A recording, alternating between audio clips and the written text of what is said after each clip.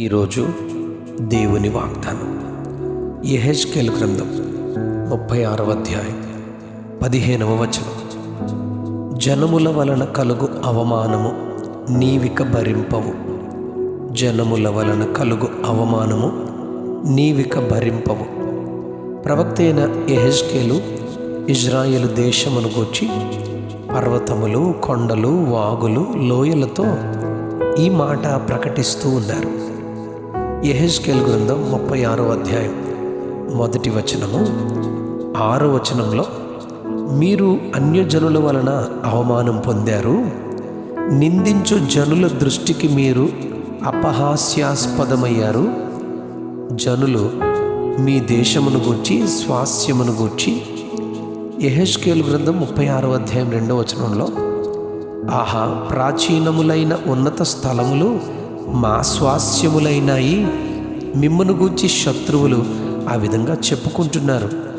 ఇశ్రాయేలీయులు వెళ్ళిన చోట్ల నెల్ల నా పరిశుద్ధ నామమునకు దూషణ కలుగుటను బట్టి నా నామము విషయమై నేను చింతపడుచున్నాను గనుక, ఇశ్రాయేలీయులరా, మీ నిమిత్తము కాదు, అన్యజనులలో దూషణ నొందిన నా నామమును బట్టి మిమ్మను ఆయా దేశముల నుండి తోడుకొని సమకూర్చి మీ దేశములోనికి మిమ్మను రప్పించుదును అని దేవుడు ఆయన తెలియచేస్తూ ఉన్నారు. యెహెజ్కేలు ద్వారా 36వ అధ్యాయం 24వ మాటను ప్రవచనంగా దేవుడిస్తున్నారు.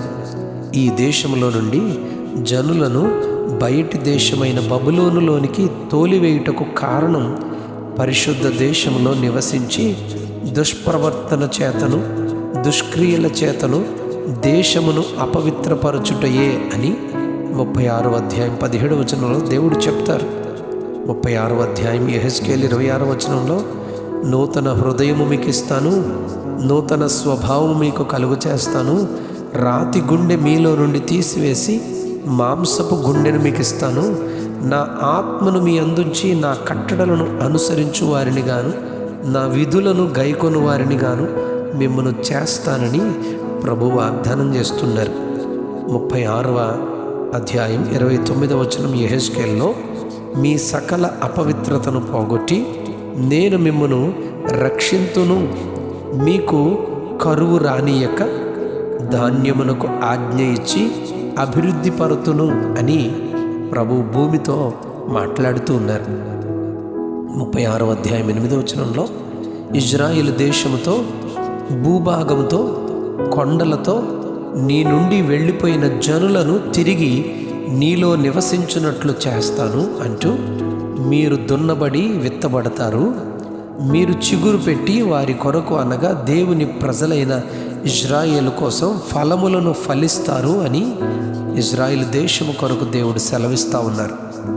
భూమితో, భూభాగంతో దేవుడు చేసే వాగ్దానం, జనుల వలన కలుగు అవమానము నీవిక భరింపవు, నిన్ను గూర్చి అన్యజనులు చేయు అపహాస్యము నీకిక వినబడకుండా చేస్తానని ప్రకటిస్తున్నారు దేవుడు. అప్పుడు పాడైన భూమి ఏదేను వనము వలె అవుతుందని, పాడుగాను నిర్జనముగానున్న ఈ పట్టణములు నివాసులతో నిండి ప్రాకారములు గలవాయి జనులు చెప్పుకుందురని దేవుడు సెలవిస్తున్నాడు.